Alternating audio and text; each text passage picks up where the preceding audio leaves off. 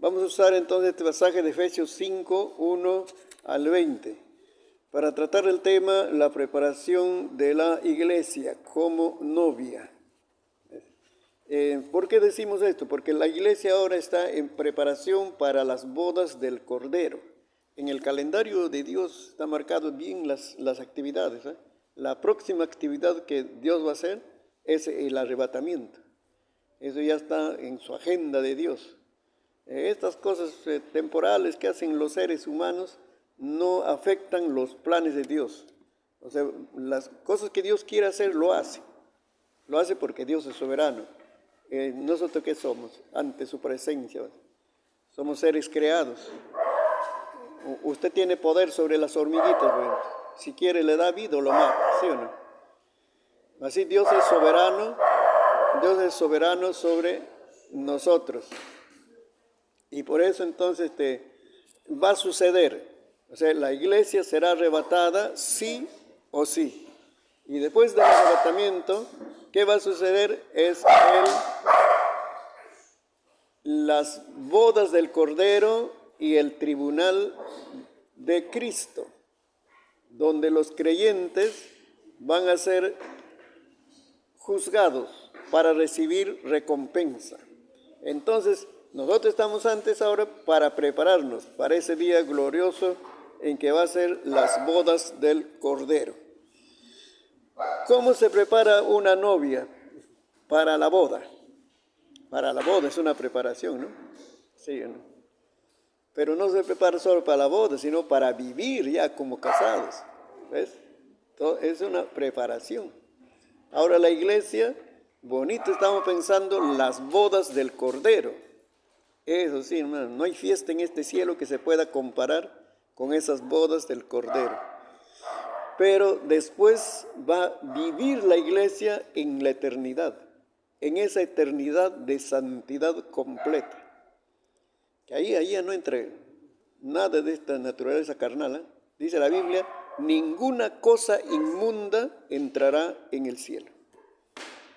Es un lugar santo, santo, santo, porque ahí está la presencia de Dios. Y por eso estamos preparándonos. Ojo que esto es una preparación que va a afectar nuestra recompensa, no nuestra salvación. Si usted ha entregado a Cristo en su corazón, está listo para el arrebatamiento, porque si no dependería la salvación de mis obras. Pero lo que va a afectar es nuestras recompensas. Ahí está el caso. Y entonces, en esa preparación hay algunas cualidades que la iglesia debe presentar. Primero es una santificación justificada. Lo que vemos aquí es una santificación santificada. ¿Cuáles son las razones para esforzarse en esa santificación? En el versículo 1 dice, porque somos hijos amados. Efesios 5:1, a ver, la palabra hijo, hijo se encuentra.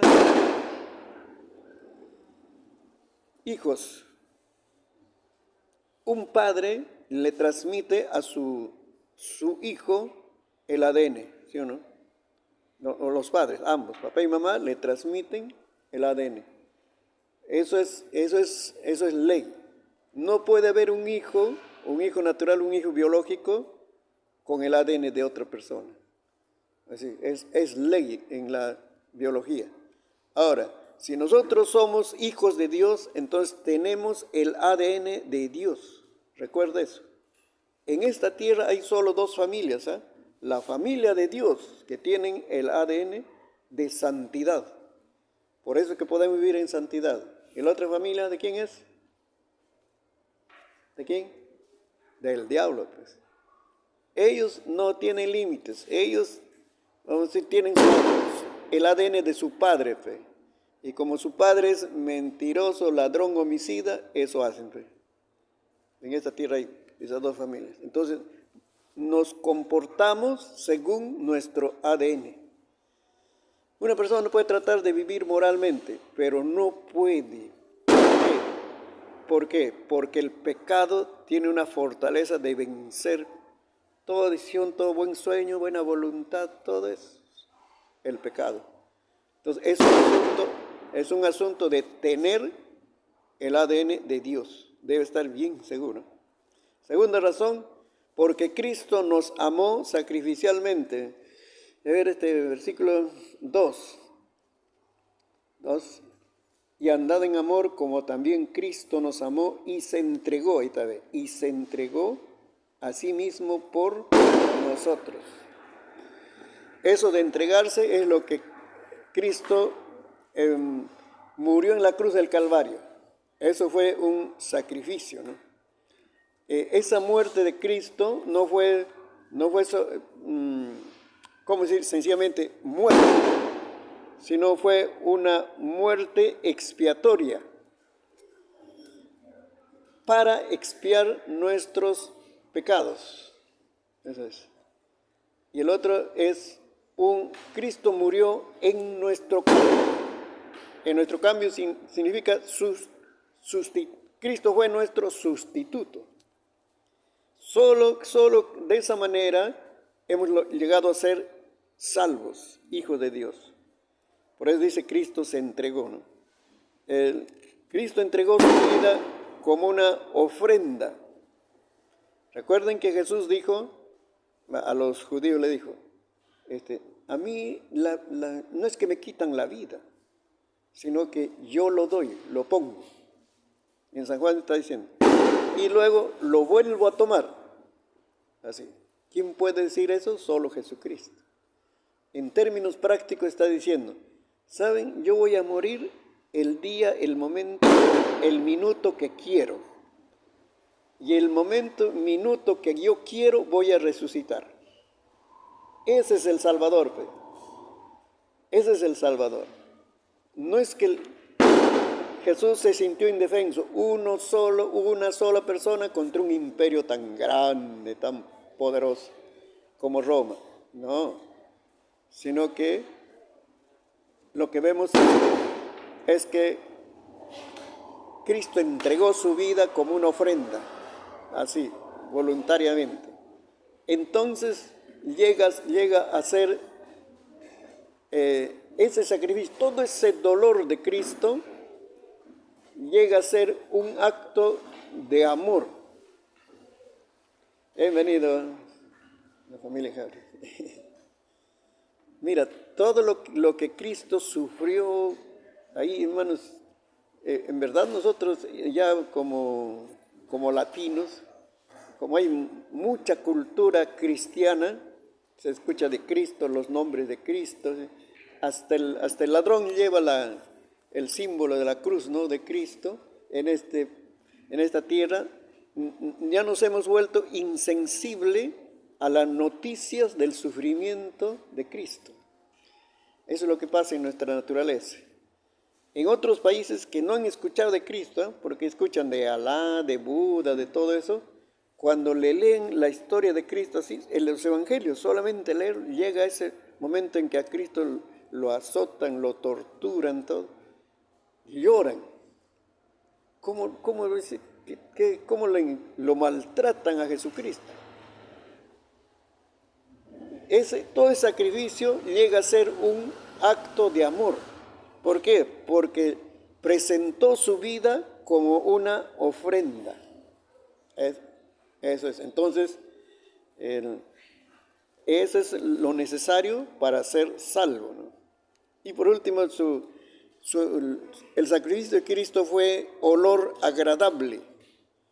¿Por qué decimos olor agradable? Porque lo que hizo Cristo, el Padre recibió. Esa muerte de Cristo, entonces el Padre aprobó, está bien. Hiciste la obra, ahora toda la humanidad puede ser salva. El Padre tuvo que aprobarlo. ¿Cómo lo aprobó? Cuando ascendió al cielo y luego le dijo, tú tienes toda potestad en el cielo y en la tierra. Bien. Entonces Él tiene toda la autoridad. Hechos 2.26 resume, Hechos 2.26, donde dice, Hechos 2.26, eso es básico. Hechos 2.26. Algo que aceptó Dios Padre aceptó la muerte de Cristo y le dio ahora autoridad sobre toda la raza humana, sobre todo lo que va a venir en los días postreros, el juicio, las recompensas, todo eso. Es Cristo quien resucita, es Cristo quien sanciona a los pecadores, lo manda al infierno, porque Cristo le fue dado ya toda esa potestad. Hechos 2:26, ¿qué dice? 26. 2:26. No, 26. A ver. Por lo cual mi corazón se alegró y se gozó mi lengua, y aún mi carne descansará de esperanza. Ya, ahorita vamos a hacer la corrección. Entonces, es, estos dos. No. Es 36. Faltaba 10, fe. Más 10 entonces. 36, a ver, digan. Sepa pues y legítimamente en toda la casa de Israel, que a este Jesús a quien vosotros crucificáis, Dios le ha hecho Señor. Ahí está, mira. Dios le ha hecho Señor y Cristo. Para nosotros es solamente un nombre. Señor, Cristo es un nombre. Pero en el ambiente, vamos a decir, en los tratos de Dios, le está diciendo, tú eres dueño, suprema autoridad. Sobre tu nombre no hay otro nombre más grande. Debajo del nombre de Cristo están todos los demás nombres. Los presidentes de esta tierra, el imperio maligno y todos los nombres de las enfermedades. Cualquier nombre que sea está debajo del nombre de Cristo. Todo problema está debajo del nombre de Cristo. Por eso se llama, dice, Señor. Y luego Cristo es enviado a esta tierra para ejercer gobierno, dominio. Entonces, alguna cosa tiene que cambiar en nuestra mente, hermanos. Cuando vemos que el pecado abunda, ahora en Perú, dice, el diablo está reinando, dice. Entonces, Cristo ¿dónde está? Está arrinconado. Cualquier sitio por ahí está. Cristo sigue siendo Señor y Rey. Aunque el pecado abunde, aunque la maldad abunde, Él sigue siendo el Señor y Rey. Todos esos movimientos de pecado, de maldad, es provocado por Satanás, pero lo está haciendo como un reino subversivo. Y legalmente está trabajando en esta tierra. El único rey y dueño de esta tierra es, ¿quién es? Díganlo fuerte. Cristo. Entonces, eso significa que el sacrificio de Cristo fue aceptado en la presencia de Dios. Ahora, ya leamos ahora el versículo 3 y 4. Estamos en Efesios, vuelvan a Efesios 5. ¿Saben por qué estamos hablando de una santificación? Así se está preparando la iglesia, dice, porque hay conductas que no encajan, no conviene a santos. Hay conductas que no conviene a santos, a los hijos de Dios. Ahora que adelante, 3 y 4, dice, o avaricia, ni aun se nombre entre vosotros, como conviene a santos, ni palabras deshonestas, ni necedades, ni truanerías, que no convienen, sino antes bien acciones de gracias. Efesios 5:3. Hay conductas que no convienen a los hijos de Dios. Entonces vamos a usar otra palabra, no encaja. No encaja en la conducta del cristiano la fornicación. No encaja. Es una cosa extraña. O sea, si yo soy hijo de Dios, ya en mi vida no entra la fornicación. No conviene. Es un elemento extraño. ¿Por qué? Porque este cuerpo es templo del Espíritu Santo. Pero en ese pasaje algo más está diciendo. No encaja la fornicación con inmundicia. Ahí está la palabra inmundicia. Es algo inmundo. Inmundo es asqueroso, feo, que te provoca arrojar. Entonces, está uniendo fornicación con algo asqueroso. Permítame decirle, hermana, es que ahí está hablando del desenfreno sexual. que vamos a decir, el ser humano ha llegado a ese desenfreno sexual, lo llaman parafilias. En este tiempo hay 275 expresiones de ese desenfreno sexual. Es algo asqueroso.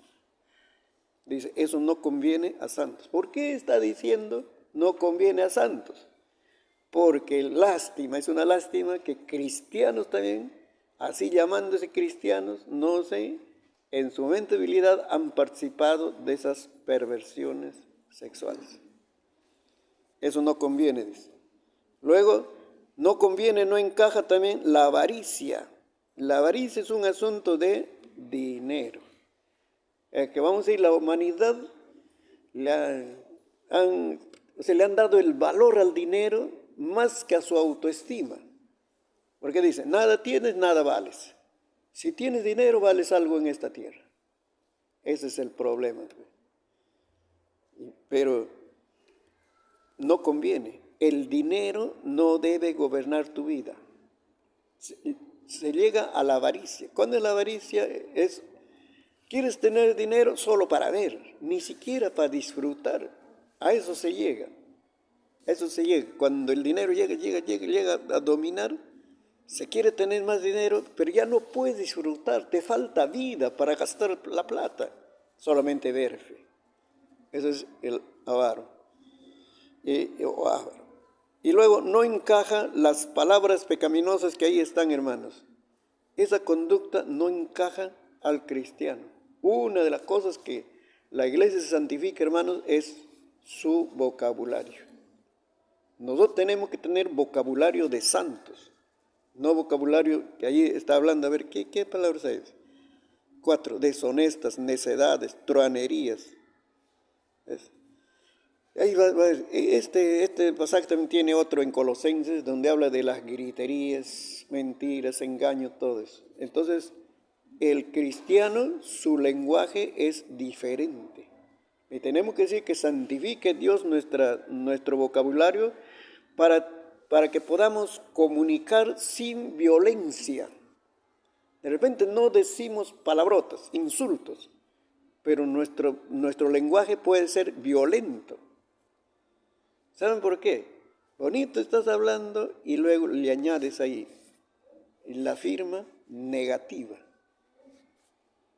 Eso es, hermanos, es un lenguaje violento que no ayuda. Como yo percibo cuando no me entienden, entonces les voy a hacer una ilustración. Un esposo que no está acostumbrado a estar en cocina, pero por su mundo de trabajo y todo, ¿no? Prefiere pagar ayudante, así que la esposa le ayude todo. Y ese esposito, entonces en cierta ocasión se volvió buenito porque le vio a la esposa que estaba con un montón de platos y ollas y tazones, todo eso, y le ayuda se pone a lavar, pero no tiene experiencia pues, para lavar. Y entonces ahí está, de repente, ¿cómo le digo? Agarra el ayudín y de frente lo lava. No está sacando sucio, sino que de frente lo lava. Y la esposa se acerca y le dice, ya ves, eso te falta porque no estás en la cocina. Así no se lava. Primero hay que sacar el sucio y luego se echa ayudín. De repente tiene la voluntad de enseñarlo, pero eso es un lenguaje violento. ¿Qué le va a tocar a ese esposo? ¿Usted quiere que en otro día va a animarse a ayudar? No ha dicho palabrota, pero es un lenguaje violento porque es negativo. Por eso, hermanitos, hay que santificar nuestra lengua. Y otra debilidad otra vez les voy a enseñar sobre la lengua, en otro día. El chisme y la mentira. Ahora, las damas, también hay hombres chismosos. Todos somos chismosos por naturaleza, porque nos gusta escuchar las cosas de otro. Ahí está. Dice, yo no hablo, que yo no estoy contando la vida de otro. Sí, pero estás escuchando. El que escucha, van a decir, la vida de otros también es chismoso, por escuchar. Este es el asunto. Y la mentira, cuando exageramos, no es la intención mentir, sino exagerar el asunto. Ese es un lenguaje que no conviene a santos.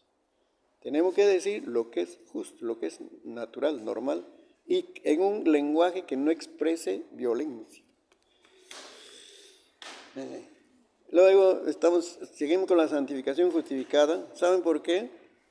Versículos 5 al 7 dice, porque tenemos herencia. 5 al 7 dice. Efesios 5 al 7, sí. A ver, leamos juntos los que tienen Efesios. Efesios 5 al 7. Ya, juntos vamos a leer, ¿ya? A ver, ¿ya? 2, 3. Porque sabéis esto, que ningún fornicario o avaro que es idólatra tiene herencia en el reino de Cristo y de Dios. Nadie os engañe con palabras vanas, porque por estas cosas viene la ira de Dios sobre los hijos de desobediencia. No seáis pues partícipes con ellos. ¿Qué está diciendo entonces? Dice, el Hijo de Dios tiene herencia. Aquí une la palabra idolatría, dice. En la primera parte dice, ningún fornicario, inmundo o avaro que es idólatra. Parece que está nombrando 4 pecados ahí. Fornicario, inmundo, avaro, idólatra. Lo que está diciendo ahí es que la fornicación es idolatría. La fornicación es idolatría al placer sexual ilícito. No tiene un ídolo, pero su cuerpo busca fornicación. Ese es su ídolo. No está representado por nada, pero su corazón está inclinado, ¿no? Luego también la inmundicia. La inmundicia que hemos visto, ¿no? es algo asqueroso. Dice, es idolatría al placer ilícito extremo repugnante.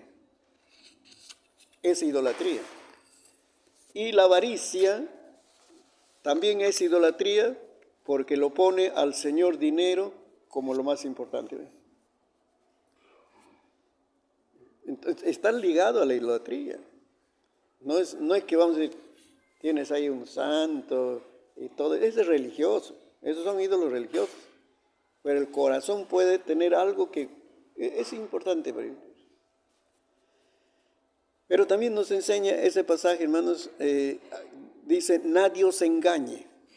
Es que sobre estos temas, en este mundo se habla, pues, y esos son mensajes mentirosos. Al creyente le van a tratar de engañar. Sobre la fornicación le van a decir, es cosa natural, entregarse al placer sexual antes del matrimonio o fuera del matrimonio, es cosa natural, van a decir. ¿Ves? Sobre la inmundicia, ¿qué van a decir? Hay que tener una mente abierta, disponible para toda experiencia. Dice. Esa es mente abierta para ellos. Pero esa es perversión, esclavitud de la mente. Sobre la avaricia, ¿qué van a decir? Dice, el dinero es útil. Y por eso hay que conseguir el dinero, no importa los medios. ¿Cómo lo conseguimos? ¿Con las leyes del mundo o con la ley de Dios? No sé, la cosa es conseguir dinero. El problema es eso. Por eso dice, los herederos no se dejan engañar por estas mentiras. El pecado tiene esta naturaleza de engañar. Engaña. Si no, la gente podría fácilmente renunciar al pecado. Engaña, porque le brinda un placer inmediato. Y vamos a decir, alcanzable, satisfactorio, pero ese placer es engañoso. Luego va a cobrar carísimo. Esa naturaleza tiene el pecado. Todo pecado, por si acaso. Y entonces, ¿En qué llega ese cristiano? Ya no anda en la verdad, está andando en la mentira, engañado por esos pecados. ¿Ya? Él puede decir, estoy en el camino de verdad, estoy leyendo mi Biblia, puede decir, pero si está practicando estas cosas, está andando en el camino del engaño, de la mentira. ¿Eh? Ya, seguimos con la santificación. Dice 8 al 13, dice, ahora somos hijos de luz. 13. El versículo 13 leamos. Mas todas las cosas, cuando son puestas en evidencia por la luz, son hechas manifiestas, porque la luz es lo que manifiesta todo. Hay un contraste que habla, ¿no? Hay entre tinieblas y luz, dice. Nosotros somos hijos de luz, dice. Y por eso entonces debemos andar como hijos de luz. Significa como hijos de Dios o de Cristo también podemos decir. O sea, Dios es Padre, Cristo también es Padre, por si acaso. Porque dice, cuando muere verá generaciones, verá descendencia. Y son los salvados. ¿Ve? Entonces quiere decir que nosotros somos hijos de Dios porque Jesucristo es luz. ¿Qué dijo Jesús? Yo soy la luz del mundo. Entonces por eso debemos santificarnos. Luego nosotros andamos en bondad, justicia y verdad. 3 cosas, hermano. 3 cosas. Eso incluye orar para que nuestros pies, esos piecitos, ¿cómo se dice en quechua? El pie, ¿cómo se dice? Hay que buscar un hermano que nos... Chaki. ¿Ah? Para que esos pies caminen, ¿saben dónde dice? En tierra de bondad, justicia y verdad. Ahí deben caminar. Tenemos que orar, hermano. Porque estos pies son los que llevan. Tú dices tu voluntad, todo, ¿no? Pero, hermanos, está incluido esos pies. Pues. No es que dejas huellas, tú dejas huellas. ¿Por qué los perritos ahí encuentran a su dueño ahí? No hay una huella visible, pero ellos tienen un olfato, que por ahí está, y lo consiguen a su dueño. Así tú estás dejando huellas. Donde vas dejando huellas. Y si estás andando en pecado, esas huellas huelen a pecado. Pero si estás andando en santidad, esas huellas huelen a Cristo, porque estás reflejando la naturaleza de Jesucristo. Así es, hermano, la santificación. Dice luego, no participamos de las obras infructuosas de las tinieblas. ¿Por qué dice el 11? El 11, a ver, el 11. Infructuosas. Reprenderlas. Eso es tremendo. ¿Cómo pasa? Mire, dice, no participes significa yo no me involucro en esa maldad, en ese pecado, todo. Pero no queda en eso, en que ya yo no participo, sino dice, tú tienes que hacer algo contra esos pecados, reprenderlos. Ahí está, esa es la postura del cristiano. Una cosa es, yo no estoy de acuerdo, yo no miento, yo no robo. Pero yo como cristiano tengo que luchar contra la mentira, contra el robo, contra todo. Esa es la realidad del cristiano. Porque mientras hay en esta tierra la maldad, gente practicando esos pecados, es una influencia negativa en nosotros. ¿Cómo se pegan las malas palabras en la boca? Cuando estás con los amigos, pues están hablando eso y se pega. Cuando vas a la selva vas a volver hablando como charapa. Se te pega el estilo, ¿sí o no? Así es, pues. Y entonces por eso es que tienes que reprender, resistir, dice. Resistir, hermanos. Ahí está el cristiano. O sea que no solo yo no estoy de acuerdo, yo no practico, sino en mi ambiente no debe haber ese pecado. Ahí está el asunto. Hermanos, imposible, dice. Total, entonces tenemos que creer quién está reinando pues en esta tierra. O Cristo o el diablo. ¿Quién está reinando en esta tierra? Apocalipsis me dice a mí que va a triunfar el bien. Cristo va a triunfar. Hoy puede estar pecado, puede estar en las personas, pero Cristo va a triunfar. Y el gobierno de Cristo en el milenio, recuerde, va a ser un gobierno de rigor, ¿eh? Porque dice, con vara de hierro va a tener 1000 años de gobierno en esta tierra, no en el cielo, en esta tierra. La gente va a obedecer por el rigor. Eso es el asunto, es que así somos, pues. Sé que de voluntad no vas a ser santito, ay, qué bonito, no vas a ser. Necesitas rigor. Y por eso que hemos leído en la lectura bíblica que Dios castiga a quién, a los que le aman. Lo siento, hermano. Ya te estoy advirtiendo, ¿eh? Ya te estoy advirtiendo. Cuando viene el chicote de Dios, ya vas a saber porque te ama. Y no quiere que te pierdas. Por eso te manda chicote, ¿ve? Es necesario ese chicote, hermanos. Entonces, dice, no participamos de esas obras, pero también lo combatimos. Vamos a decir, tenemos que destruir ese imperio de maldad. Donde tú vas, hermanos, tienes que ir con espíritu guerrero ahí. Yo no ando así distraído por allá. Yo ando en espíritu de victoria. Este lugar que estoy pisando, este va a bendecir a la obra de Dios. Que este terreno glorifique a Dios. Esta empresa sirva a la causa de Cristo en todos lugares. Eso, porque todo es de creación de nuestro Dios, ¿sí o no? Pero el diablo lo está agarrando o está usurpando. Y entonces a los millonarios le ha dado el trabajo, el diablo, de promover el pecado. ¿Y dónde está Cristo? Arrinconado por ahí, cruzando su mano. Yo no creo. Cristo sigue siendo soberano. ¿Ya? Él dice, no debemos practicar, luego dicen, no participamos de esas obras sin fruto, más bien debemos refrenderlo. En verdad, hermanos, el camino del pecado te va a llevar a una vida sin fruto, sin resultados. Yo le decía, estos días he estado en la Sierra Chavinillo, provincia Yarovilca. Ahí estaban las autoridades, esos hermanos también relacionados, la policía estaba, serenazgo, todo estaba.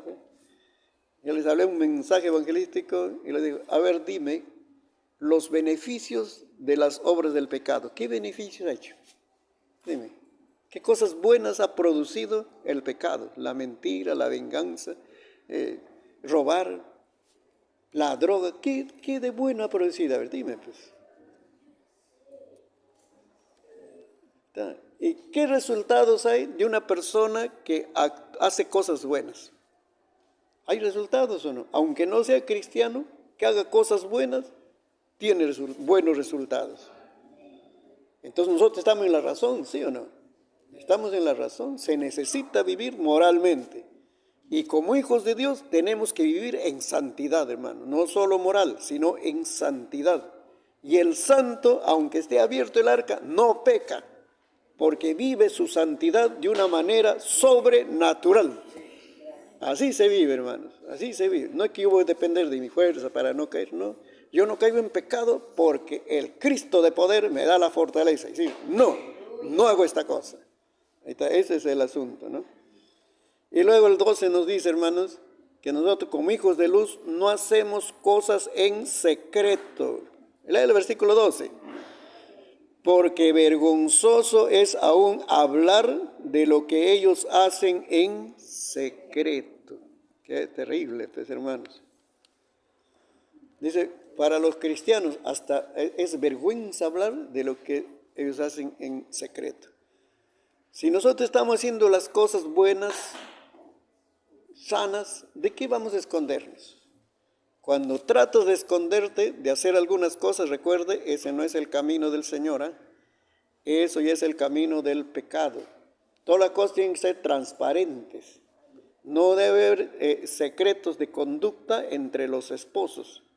No debe haber esos secretos. Tenemos que decirlo, hablarlo. Y las esposas tienen que saber también responder a ese diálogo, hermanos. No deben esconder, yo les digo como pastor, no deben esconder las cosas de su pastor. No, aquí no he procedido, estamos avanzando, formando todo. En una iglesia yo les dije, y por algo les advertí, hermanos, líderes, ustedes pecan y me confiesan, yo les pongo disciplina, les perdono. ¿Sí? Pero ustedes me pecan, luego me esconden. Y ya por ahí alguien avisa todo. Y cuando les confronto, dicen, no, no ha pasado nada. Y solo con las pruebas recién dicen, es que, bueno, ese día te ha sucedido así. ¿Saben qué yo le digo? Te pongo dos disciplinas. Uno por pecar y otro por esconder el pecado. Porque nosotros no debemos andar en secretos. En el secreto trabaja el diablo. En la oscuridad. A las novias, no hay novias, tío. A las novias, si el chico quiere llevarte a un lugar oscuro, ese no es un buen hombre, no respeta. Porque ese noviazgo debe hacerse a la vista, a la luz, porque no está haciendo cosa mala. ¿Qué problema hay?